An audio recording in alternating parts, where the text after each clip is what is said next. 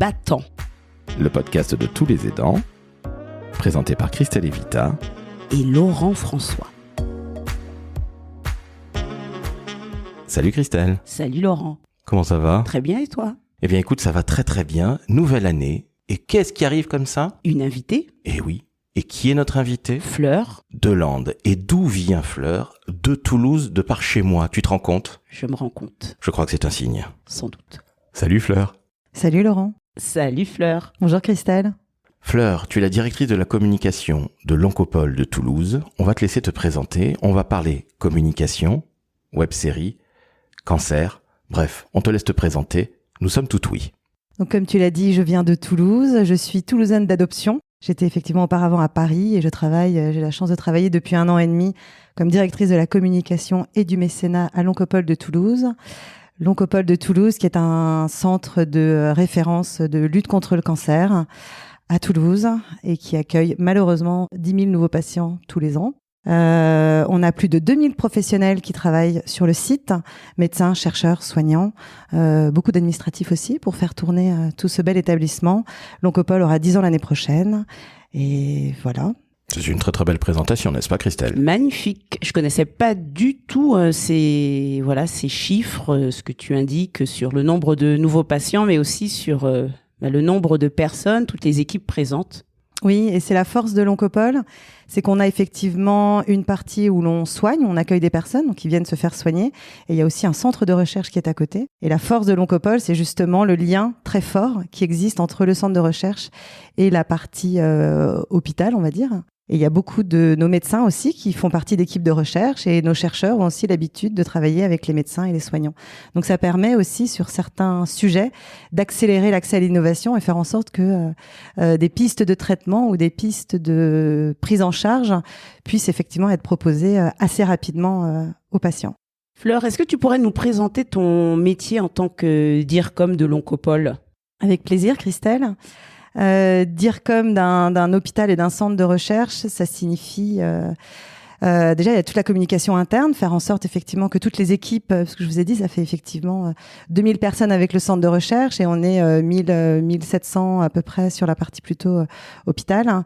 Donc il y a un énorme enjeu effectivement de diffuser l'information en interne, faire en sorte que tout le monde ait l'information au bon moment sur différents sujets. Et il y a après tous les enjeux effectivement de communication externe. L'enjeu c'est de faire connaître notre centre. Pas pour que des patients viennent se faire soigner spécialement, puisqu'à ce niveau-là, les médecins connaissent l'Oncopole, savent effectivement adresser les patients au bon moment. On travaille aussi beaucoup avec les centres hospitaliers périphériques, puisqu'on a un centre de recours régional. Donc on agit pas seulement au niveau de Toulouse, mais également aussi avec des partenariats au niveau régional. Et après, en communication externe, donc l'enjeu, c'est de faire connaître le centre pour faire en sorte que des nouvelles personnes viennent travailler chez nous. C'est très important. On a besoin de soignants, de médecins, d'administratifs pour venir effectivement renforcer les équipes ou faire en sorte qu'il y ait toujours effectivement un niveau d'expertise aussi haut que ceux qui travaillent actuellement à l'Oncopole. Et on a un deuxième enjeu aussi au niveau de la communication. C'est ce qui concerne plutôt aussi le mécénat. Faire en sorte effectivement qu'on puisse effectivement continuer à collecter des fonds pour la recherche, pour améliorer le bien-être des patients à l'hôpital, pour également mieux accompagner les soignants aussi au quotidien, parce qu'ils ont aussi un quotidien qui est pas toujours évident, on en parle aussi pas mal en ce moment. Donc voilà l'objectif effectivement des collectes de dons. Et au niveau de la communication plutôt patient, c'est un autre volet. On essaye aussi d'innover avec effectivement des projets de communication un peu différents qui s'adressent aux patients ou à leur entourage. Alors, je saute sur l'occasion, Fleur, parce qu'en fait, ce qui est très important, c'est que tu parlais d'une problématique de marque employeur quelque part. Comment attirer des talents ? Et Dieu sait si l'hôpital est en train de souffrir. Il faut quand même qu'il y ait du monde pour avoir ce niveau très élevé, parce que l'Oncopole toulousain, et c'est pas parce que je suis toulousain que je vais être cocorico, mais très sincèrement, c'est le top du top. Donc ça, il faut le rappeler. Alors, si vous nous écoutez en région parisienne, vous allez vous dire, on connaît les deux très grands qu'on ne va pas citer, puisque nous les aurons un jour dans le podcast, on le sait Christelle, toi et moi, mais il y a aussi, dans mon sud-ouest natal, des gens qui assurent. Et tu en fais partie, et merci à toi de les représenter aujourd'hui. Donc, problématique de marque employeur, comment attirer des talents, et puis une problématique tout simplement financière. Comment on fait en sorte qu'on puisse financer cette recherche et la communication des patients, et justement... La web-série Le chemin d'Émilie, comment t'est venue cette idée ? Parce que moi, je trouve cette web-série magnifique. Je rappelle à nos auditrices et auditeurs qui n'ont pas vu cette magnifique web série qu'on peut trouver évidemment sur le site de l'Oncopole, qu'on peut aussi trouver sur YouTube. C'est sorti en octobre 2021. Il y a eu une autre saison. Bref, Fleur, on te laisse nous en parler. C'est l'histoire d'une femme qui s'appelle Émilie. Et je te laisse maintenant nous pitcher la chose parce que c'est absolument sensationnel. Et bravo encore pour tout ce que tu as fait. Émilie, c'est l'histoire d'une jeune femme active qui a une 30aine d'années, qui a appris qu'elle avait un cancer du sein. Et on commence la série au moment où elle découvre qu'elle est en rémission. Elle apprend qu'elle est en rémission. Et on a voulu aborder cette période-là parce que la période dite de l'après-cancer est encore un peu tabou. Elle n'est pas encore souvent abordée. Pour l'entourage, c'est souvent une victoire. Pour la patiente aussi. Mais pour la patiente ou pour les patientes, c'est souvent la fin d'une période. Donc certes, il y a la rémission. Certes, ça veut dire qu'effectivement, certains traitements sont arrêtés. Il y a une première victoire face au cancer, mais c'est pas fini. Et pour ces femmes qui apprennent cette bonne nouvelle, il y a une nouvelle période qui s'ouvre. Il faut savoir que quand on est suivi dans le cas d'un cancer du sein, d'autres cancers aussi, mais là on était vraiment sur le thème du cancer du sein, les patientes nous disent qu'elles sont comme dans un cocon, c'est-à-dire qu'elles sont effectivement bien accompagnées, bien prises en charge, parce qu'il y a beaucoup de personnes autour d'elles en fait. Il y a toute une équipe qu'on appelle pluridisciplinaire dans les centres de lutte contre le cancer qui permet effectivement de bien accompagner les patientes tout au long de leur parcours de soins ou tout au long de la maladie. Ce qui fait que quand on leur dit que elles sont en rémission, ce qui est une bonne nouvelle, ça veut dire qu'effectivement elles vont sortir de ce parcours et qu'elles vont devoir retrouver leur vie d'avant. Et toutes les patientes nous disent que c'est très compliqué de retrouver la vie d'avant quand on a vécu une période comme celle-ci. Et on trouvait que c'était effectivement dommage de pas suffisamment parler de cette période-là parce qu'elle n'implique pas que la patiente. Mais comme elle retourne dans sa vraie vie, cette patiente ou cette jeune femme, eh bien, elle retrouve ses amis, sa famille, où elle rencontre peut-être aussi un nouvel amoureux, on ne sait jamais. Voilà. Et on trouvait que c'était intéressant effectivement de passer un peu de temps pour parler de cette période qui est importante, qui n'est pas une période dite de guérison parce qu'il y a encore effectivement un suivi qui est important, qui n'est plus le même, mais qui est quand même là. Les équipes soignantes sont là, mais pas avec le même rythme qu'elles ont pu avoir tout au long de leur traitement. J'ai trouvé cette série, en tout cas cette première saison, magnifique parce que comme tu le dis, on apprend plein de choses, différence entre rémission, guérison, ce qui va se produire lorsqu'on passe de cette période de soins où, comme tu le dis, il y a une équipe pluridisciplinaire à autre chose, cette idée de retourner à la vie d'avant, mais il y a quand même eu cette période de maladie et elle est instructive aussi pour l'entourage, parce que moi, j'ai eu des amis qui ont été touchés par le cancer du sein. Et au vu de la série, j'ai pu mieux comprendre des réactions qu'elles avaient. Donc vraiment, j'encourage tout le monde à regarder cette web série parce que ça permet de mieux comprendre la maladie, l'après-cancer. Et lorsqu'on est aidant, alors être plus juste dans ce qu'on va dire à la personne touchée et aussi à se dire, OK, si je réagis comme ça, je suis pas complètement... enfin voilà, ça peut se comprendre. Enfin voilà, je trouve que ça traite plein de choses et aussi les gens autour. Attends, mais c'est là ton boulot? Je croyais que t'étais dans... Non, c'est pas mon boulot, je sors d'un truc un peu compliqué. Voilà. Ah, d'accord, c'est là que bosse ton ex? Ah, non, je suis soignée ici, j'ai eu un cancer du sein. Ah ouais, ah bon. Oui, non mais j'ai rien. Enfin, j'ai plus rien. Mais non mais je veux dire, j'ai plus de cancer. Voilà, juste, je devais faire un petit contrôle technique, c'est tout. C'était peut-être pas utile cette comparaison avec l'univers automobile. Je suis désolée, je suis très en retard. On s'appelle. Bravo mec. Tu m'as laissé un pile au mauvais moment. Très classe tout ça. Je me suis demandé, comment tu peux écrire 20 minutes de film, faire 4 épisodes je crois pour la saison 1 et puis 3 si je dis pas de bêtises pour la saison 2. Comment tu peux écrire ça? Parce qu'il faut quand même énormément de moyens. Écrire, c'est une chose, c'est un métier. Nous sommes tous les 3 communicants, sachez-le, chères auditrices, chers auditeurs, donc on sait de quoi on parle, entre guillemets. Donc c'est vraiment beaucoup de boulot. Comment t'as fait? Parce que il fallait pondre Émilie, si je puis donner naissance à Émilie, c'est des gros moyens. Il y a des partenaires. Tu peux nous en parler justement de ce qu'il y a derrière cette série? C'est effectivement un gros travail. Un travail qui a été réalisé avec les médecins et l'équipe scénologie de l'Oncopole, avec l'équipe de com, bien sûr, avec mon équipe aussi qui a participé. avec une super agence qui s'appelle Pinkanova. Et grâce à un super réalisateur qui s'appelle Martin Le Gall. Donc tu l'as dit, ce qui nous faisait peut-être un peu le plus peur, c'était la justesse du ton, et tout réside dans l'écriture. Et l'écriture, on la doit effectivement à Martin, qui a extrêmement bien compris le sujet. Quand on les a contactés pour effectivement nous accompagner, on savait qu'on voulait faire une web-série, nous de notre côté. On connaissait les sujets qu'on voulait aborder, parce que ça, les sujets, on les avait, et les sujets, les patientes nous l'avaient remonté. Les médecins savaient effectivement quelles étaient souvent les questions qui étaient remontées par les patients. Donc, tout le contenu au départ, en tout cas, nous, on l'avait. Moi, j'avais le souhait de créer une web-série. À l'époque, on était encore dans la période du Covid, donc on pouvait plus organiser d'événements en présentiel. Bref, il nous fallait un outil qu'on puisse diffuser facilement. On voulait aussi apporter un peu de feel good dans cette période un peu particulière aux patientes. Et donc, l'idée de la web-série est venue comme ça avec mon équipe en disant, ça pourrait répondre aux besoins. On a du contenu et le plus difficile, c'était de trouver effectivement le bon partenaire pour pouvoir écrire et réaliser cette web-série. Et par chance, on l'a trouvé. Ensuite, on a eu des réunions de travail avec les médecins, toute l'équipe pluridisciplinaire de scénologie de Toulouse, Martin, d'autres personnes aussi de l'agence et la com. Comment cette web-série elle a été reçue, que ce soit par les patientes qui sont en cours de traitement ou d'autres qui sont en rémission, mais aussi par tes équipes de communication ou encore les médecins. Est-ce que tu peux nous en dire quelques mots ? On a eu de très bons retours des patientes qui sont passées par là, parce qu'elles nous ont dit c'est ce qu'on a vécu. Cette sensation, même après, même l'annonce de la rémission, d'avoir l'impression que tout bascule à nouveau.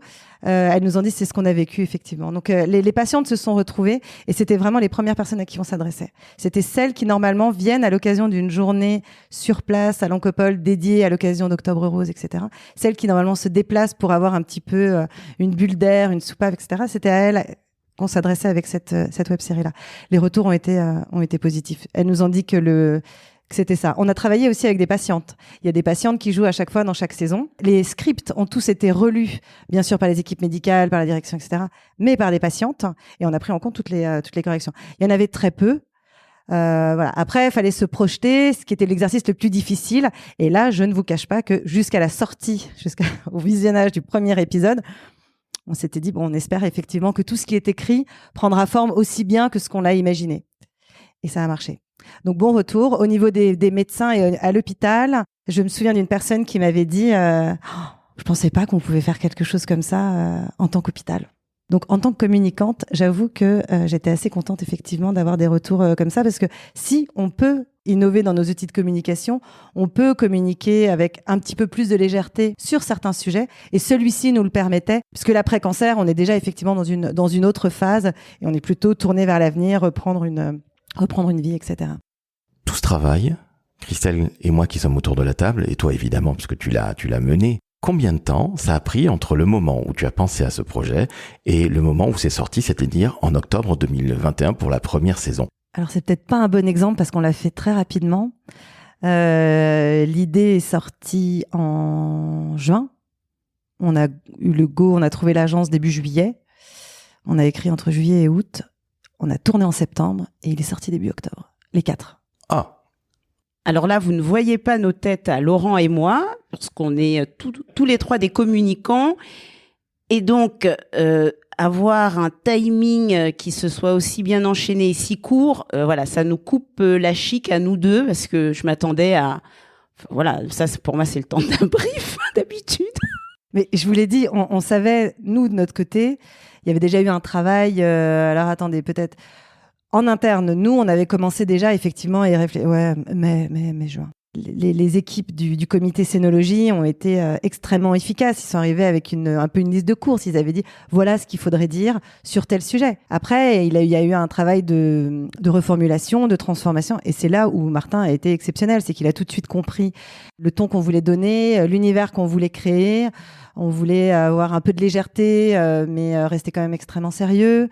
On voulait apporter quand même des informations, mais sans être dans un langage non plus trop technique, pas tomber dans un webinaire, le médecin parle aux patients, etc. On voulait un peu sortir de ce cadre-là. Et c'était ça qui était effectivement le plus difficile pour nous à gérer. Et ça a été la partie de Martin. Et c'est lui, avec des techniques de production, de réalisation de films, qui nous a apporté effectivement, avec son équipe aussi, quelques conseils, notamment parce qu'on avait réfléchi à pas mal de choses et il nous avait dit, par exemple, tout ce qui est un petit peu plus la parole médicale, ça serait bien que ça soit porté par une petite voix parce que il y a des films qui ont été réalisés comme ça où on va plus faire un message face caméra ou est-ce qu'on fait pas. Bon bref, ça c'est des techniques plutôt de prod, mais c'est l'expertise de Martin et de l'agence. Moi, je reste en tout cas complètement abasourdie par la rapidité. Parce que c'est vraiment exceptionnel, surtout sur un sujet qu'on peut vivre ou considérer comme sensible. Donc, quand tu parlais tout à l'heure d'innovation, à l'Oncopole, je trouve que l'innovation, elle est aussi là-dedans, sur comment communiquer différemment et aussi savoir emmener aussi largement, donc aussi les équipes de médecins, de soignants et autres. Et ce que je trouve aussi ultra innovant, parce que c'est notre podcast, battant le podcast de tous les aidants, c'est que dans cette web-série, vous donnez aussi à entendre la voix des aidants, donc des gens qui sont autour, qui vont dire des bêtises, qui se posent des questions, que ce soit le chéri d'Émilie, que ce soit la famille. Enfin, il y a des moments mais tellement savoureux. Alors, entre la perruque, la piscine, enfin, il faut aller voir pour comprendre les références, mais c'est extraordinaire parce qu'on s'imagine tous pouvoir dire ça. Où on s'imagine tous recevoir des phrases comme ça. Et je trouve que c'est bien traité parce que vous donnez aussi des billes aux aidants. Donc, comment vous avez eu l'idée de mettre l'entourage et les aidants dans ça ? En fait, on voulait casser les idées reçues. On s'est dit, on est dans la période de l'après-cancer. Les médecins voulaient donner des messages aux patientes. Ça, c'était leur priorité. C'était voilà ce qu'il faut effectivement rappeler aux patientes dans le cadre du suivi, leur dire que si elles ont des troubles cognitifs, il y a des séances de rééducation qui sont proposées, que dans le cadre de la nutrition, il faut faire attention aux idées reçues sur Internet, que on peut pas dire guérison, on dit rémission. Donc ça, c'était, on va dire, les propos des médecins. Et après, nous, on s'est dit, on va aborder l'après-cancer, mais l'après-cancer, déjà, faut pas que ça se passe à l'hôpital. Parce que l'après-cancer, c'est pas à l'hôpital. Donc, on oublie tous les codes médicaux, scientifiques, etc., qu'on a l'habitude de voir. On va dans la vraie vie. Dans la vraie vie, tout le monde a des idées reçues sur, effectivement, ce qu'est un cancer du sein, etc., comment ça se traite, etc. Il y a encore beaucoup de choses qui sont pas tout à fait connues de l'entourage. Et comme tu l'as dit tout à l'heure, Christelle, on n'ose pas toujours poser les questions. On a peur d'être maladroit. Et ce qu'on a voulu montrer, c'est qu'en fait, oui, on est maladroit quand on accompagne quelqu'un, malheureusement. Mais c'est pas très grave parce qu'en fait, les personnes, et c'est ce que dit Émilie dans un épisode, elle a besoin d'en parler elle aussi. Elle a besoin d'exprimer. Elle est à l'aise à en parler. Et elle est contente si son entourage lui pose des questions. Donc on a noirci, on a un peu grossi certains traits. C'est le principe un peu de la comédie aussi. Mais effectivement, on a l'amoureux qui effectivement met les pieds dans le plat, souvent. Mathieu, ton chat. C'est bon, on peut enlever les badges là. Mais non, maman, je t'ai expliqué. Les troubles cognitifs, ça peut. Troubles quoi? Mais il a expliqué tout à l'heure, ça faut suivre un peu. C'est par rapport à son traitement qu'elle a eu pour son cancer. Oui, alors, plus précisément, c'est... Les troubles cognitifs, c'est une maladie de coiffeur zinzin, non? Correctif? Bah ouais. En fait, on a surtout voulu faire en sorte que les proches disent tout haut ce que tout le monde pense tout bas ou dans sa tête. Donc voilà, mais on peut pas tout spoiler non plus, mais il y a quand même quelques scènes effectivement qui sont assez drôles. Et je voulais juste te dire que sur l'écriture, le travail était remarquable, mais les acteurs sont exceptionnels et tous ont voulu participer à ce projet parce que tous se sont sentis aussi à un moment donné concernés aussi par le sujet. Et je pense que quand on a envie, ça aide aussi à réaliser de belles choses. Alors tu viens de le dire, c'est une très très belle réalisation avec des acteurs. Il y a aussi des non-professionnels de la comédie, puisqu'il y a des gens qui viennent parler de choses un peu techniques. Je n'en dis pas plus. Il y a de la comédie, il y a une vraie équipe. Ça a été tourné en un temps record. On est encore une fois, Christelle et moi, totalement scotchés par le timing que tu viens de nous donner. Sachez, chères auditrices, chers auditeurs, qu'en général, ça met entre 6 et 12 mois, ce genre de choses à être pondu. Donc là, c'est allé dans 3 fois plus vite. Vous avez profité de l'été. Et encore une fois, je dis vraiment bravo parce que c'est une série qui est d'utilité publique. J'insiste sur ce terme-là. Comment tu peux, Fleur, même si c'est dans Ma Ville Rose, que l'on voit très brièvement, mais on reconnaît la brique rose évidemment, et là c'est mon cœur qui parle, mais comment est-ce que tu peux mutualiser éventuellement, ou en tout cas faire connaître cette série, parce que elle est d'utilité publique, comme je le disais. Je crois pas que ce soit une guéguerre de l'Oncopole versus un autre à Paris, à Lille ou Marseille. Comment tu peux la faire connaître? Et est-ce qu'on peut nous t'aider à la faire connaître? Alors oui, vous pouvez m'aider à la faire connaître. On a ce que je vous disais à tous les deux au début, les personnes à qui on voulait la partager en premier lieu, c'était effectivement les patientes de Toulouse et sa région. L'Oncopole, on fait partie d'un réseau de centres de lutte contre le cancer qui s'appelle Unicancer. Et on a plusieurs centres qui nous ont demandé aussi d'avoir les vidéos pour pouvoir effectivement les diffuser. Sachez que s'il y en a qui nous écoutent, qui sont intéressés, on la donne en marque blanche, mais on la donne, il n'y a pas de problème. On la passe, vous pouvez la relayer dans des centres. C'est souvent diffusé dans les centres, c'est mieux. Elle est disponible sur YouTube, sur la chaîne YouTube de l'Oncopole, mais il n'y a aucun problème pour la partager. On a beaucoup de partenaires aussi qui l'ont relayé parce que si elle a trouvé effectivement, si elle a pu se réaliser, c'est grâce à des financements aussi de plusieurs partenaires que je remercie encore parce que c'était essentiel. Et avant de se lancer, on avait effectivement, on savait qu'on avait déjà des soutiens institutionnels pour pouvoir la réaliser et la financer. Donc nos partenaires aussi l'ont relayé. Des associations aussi sont prêtes à la relayer aussi. On a Sentinelle, l'association Sentinelle aussi, qui la diffuse, qui la relaie auprès de ses adhérents. Donc ceux qui nous entendent et qui veulent effectivement la diffuser dans leur centre, autre même que centre de lutte contre le cancer, je pense au centre, au CHU autre, surtout n'hésitez pas, vous nous la demandez, il n'y a pas de problème. On peut également retirer notre logo à la fin si vous voulez mettre le vôtre pour que ça passe mieux dans votre centre, franchement. Elle a été financée, rentabilisée, on a communiqué dessus, on a aussi gagné des prix de communication dessus. Donc, d'un point de vue de communication, franchement, il n'y a aucun problème. L'essentiel, le plus important, c'est qu'elle soit comme elle a plu et qu'elle apporte des réponses ou qu'on apprend 2-3 trucs au passage.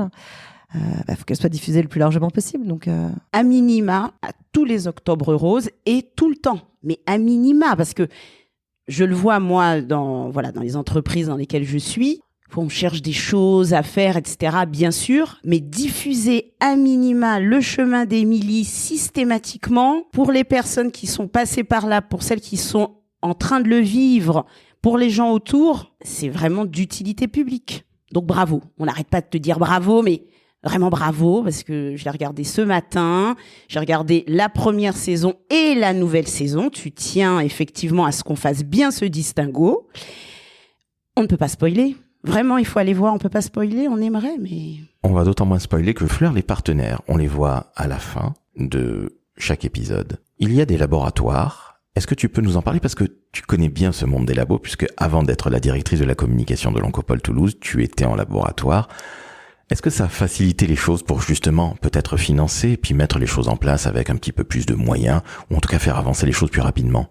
Oui, je pense que d'avoir travaillé 10 ans pour l'industrie pharmaceutique, effectivement, a peut-être aidé pour trouver les partenaires. Et en même temps, on a tous les ans donc une journée à l'Oncopole à l'occasion d'Octobre Rose. Et cette journée peut avoir lieu grâce au soutien financier des laboratoires pharmaceutiques ou des entreprises. Enfin, il n'y a pas que des laboratoires pharmaceutiques, mais d'entreprises privées en tout cas. Et tous les ans, ils nous proposent effectivement de financer cette journée. Et comme à l'occasion au moment où l'année où on a voulu lancer la web-série, il n'y avait pas cette journée en présentiel, c'est là où on leur avait dit, écoutez, il n'y a pas de problème, le budget que vous vouliez allouer à la journée Octobre Rose, on va l'utiliser et on va effectivement l'utiliser pour un autre projet qui est une web-série. Donc on leur a fait une proposition, on leur a présenté le projet en leur disant voilà ce que l'on souhaite faire, faites-nous confiance, on sera carré par rapport à vos restrictions, etc. L'objectif n'est pas de faire de la promotion du médicament, l'objectif n'est pas de citer vos marques ni votre nom, mais on expliquera effectivement dans tous nos outils de communication que c'est grâce à vous si on a pu financer le projet. Et ils étaient contents tous de pouvoir effectivement soutenir un projet comme celui-ci. Et ça a été d'autant plus facile cette année de pouvoir revenir vers eux ou d'aller vers de nouveaux partenaires, parce qu'on avait effectivement, entre guillemets, un bel outil à présenter. Fleur, ce qui m'a beaucoup plu, c'est la place que vous donnez de manière vraiment très délicate aux aidants. On sait que les aidants, c'est beaucoup de femmes, mais là, ce que je trouve assez magnifique, c'est que vous montrez aussi des aidants hommes. Il y a notamment le petit chéri d'Émilie. Et comment ça vous est venu, cette idée de valoriser la place des hommes? Parce qu'il y en a... Et je trouve que c'est super bien rendu et pas du tout... on le fait pour le faire. Donc, comment ça vous est venu, cette idée de... Quand je dis vous, c'est toi et ton équipe de com et autres, de mettre en avant les aidants et notamment des aidants hommes? L'idée est venue au moment de l'écriture du scénario, parce que pour pouvoir réaliser la web-série, on s'est à un moment donné dit quelle est la vie de cette jeune femme. Donc on a même, pour tous nos personnages, on a l'histoire de tous les personnages qui n'apparaît pas effectivement dans la web-série, mais on a créé effectivement. Donc On a échangé, on s'est dit que c'était la meilleure des choses, qu'elle rencontre quelqu'un de nouveau. Que comme tu le disais, souvent les hommes sont pas toujours entre guillemets considérés, ou c'est pas toujours à eux qu'on s'adresse, alors qu'ils sont quand même concernés aussi par ce sujet-là, parce que ça chamboule aussi leur quotidien à eux. Sur un autre sujet, on aurait peut-être pris quelqu'un d'autre de la famille ou une amie. On a voulu aussi donner un rôle à la meilleure amie, qui est quand même aussi très très présente, avec Peggy, qui a un super rôle sur les deux saisons. Et Mathieu, oui, c'est apparu comme une évidence. On s'est dit, voilà. Pareil, il y a pas mal de questions après qui peuvent revenir aussi. C'est d'autres sujets. Peut-être que c'est des sujets qu'on abordera peut-être dans une autre saison, mais sujet de la sexualité aussi. Donc après un cancer du sein, etc. Donc il y a beaucoup de sujets qu'on peut trouver, mais en tout cas, ça rentrait bien dans l'histoire qu'on voulait raconter.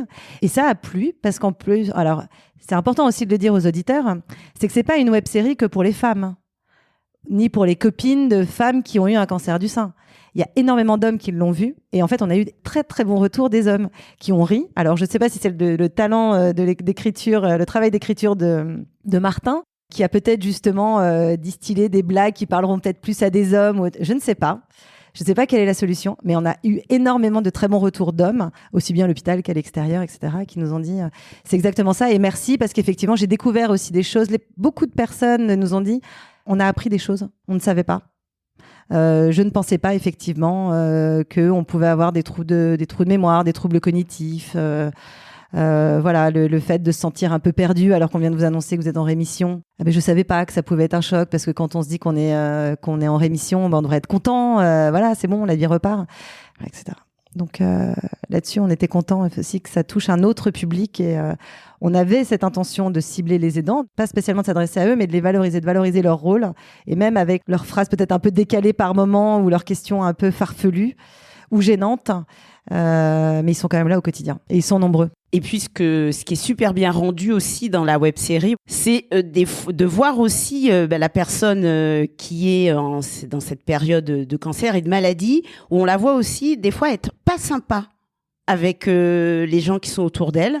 Et je trouve ça super de faire entendre que oui, des fois la maladie, elle va créer des réactions étranges ou difficiles pour la personne qui est malade, comme pour les personnes autour d'elle. Parce que cette dimension émotionnelle, je la trouve trop souvent tue. Alors que vivre une maladie, avoir autour de soi quelqu'un qui est malade, émotionnellement, c'est difficile. Et donc, je trouve que vous parlez de plein de sujets dans cette web-série. C'est quoi, chaque épisode dure 2 minutes, 2-3 minutes? Ouais, 2-3 minutes. Il y en a 4 dans la saison 1, la première saison, on va l'appeler ainsi.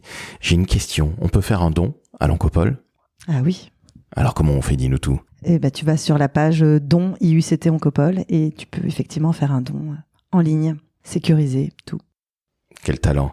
Christelle, quelque chose à ajouter? Rien de plus, si ce n'est aller visionner cette web-série avec les 2 saisons disponibles. Eh bien, merci à toi, Fleur. Tu as été absolument formidable. Tu es notre première invitée. J'espère qu'on n'a pas été trop mauvais. Merci, Laurent, de m'avoir invitée. Non, mais j'ai passé un très bon moment. Merci, Christelle. Merci, Fleur. Chères auditrices, chers auditeurs, vous venez d'entendre une femme absolument formidable, Fleur Delande, directrice de la communication de l'Oncopole Toulouse. Je ne dis pas ça parce que je suis toulousain, évidemment, que nous avons parlé communication et hélas cancer du sein, juste pour la web-série. Mais, chères auditrices, chers auditeurs, c'est le début de l'année. Mettez donc 5 étoiles sur Apple Podcast et Spotify. Et oui, on en a besoin. Allez regarder la web-série. Vous tapez web-série cancer Oncopole Toulouse, vous allez tomber dessus sur YouTube. Vous allez sur le site de l'Oncopole. Fleur, tu as dit rajouter quelque chose? Le chemin d'Émilie. J'allais oublier de dire le nom. Mon Dieu. Bon, écoutez, c'était formidable. On est formidable. Nous sommes formidables et tu as été formidable, Fleur. Vous êtes formidable.